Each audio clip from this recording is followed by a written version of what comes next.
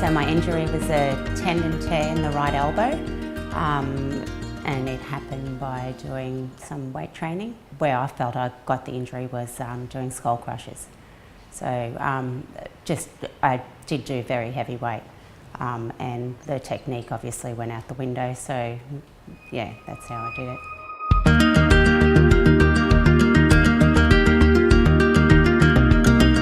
As I was coming up from the skull crush and then back down, I felt just like a bit of a twitch in my elbow.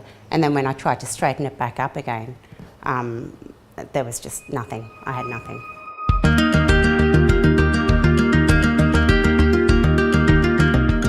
So I had an ultrasound done.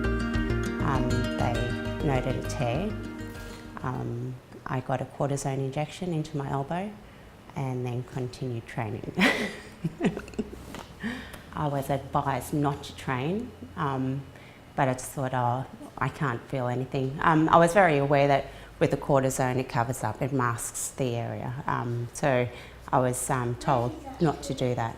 And so I thought, well, I'll just go lighter. I didn't do any more skull crushes, but you know, any movements in relation to upper body, it was affecting the area. So when the cortisone wore off, it was pretty bad. It was worse than what it was the first time. It probably lasted about 6 to 8 weeks. Had another ultrasound done, and then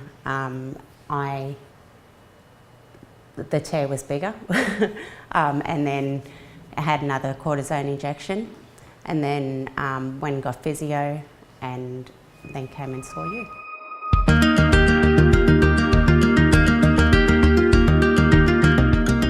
There was 3 sessions of the PRP injections. I think it was fortnightly. Physio I was seen probably about 3 times a week. Just basically, it was more so for the strapping before I went training. The first one, I didn't deal with it really well. It was quite excruciating, I thought, but I persevered and with the physio and everything, and then went back for that second session, and that was really good. Like, it wasn't the same feeling that I got the first time. It wasn't as excruciating, but I probably expected it to be quite painful, but it wasn't. And then went back for the 3rd injection, and that was, the 3rd one was quite painful, and I just thought, you know, I don't even know if this is working. But after 2 weeks after that 3rd injection, everything seemed fine. But to date, I still continue, you know, just being very aware of the elbow, yeah.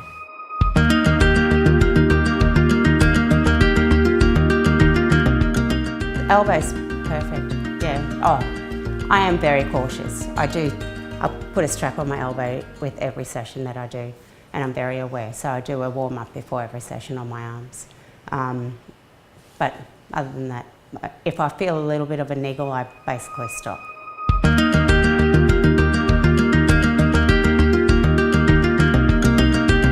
So if I could go back in time, I'd tell myself that, well, I'd always be aware that you don't always have to lift heavy, because when you're lifting heavy, I think you're throwing your technique out.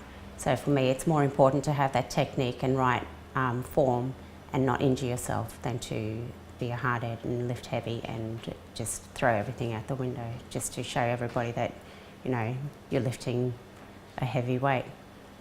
Yeah, so it's important for me that I'm not going to focus on what other people are lifting. I'm going to continue to lift lighter and just get my technique right.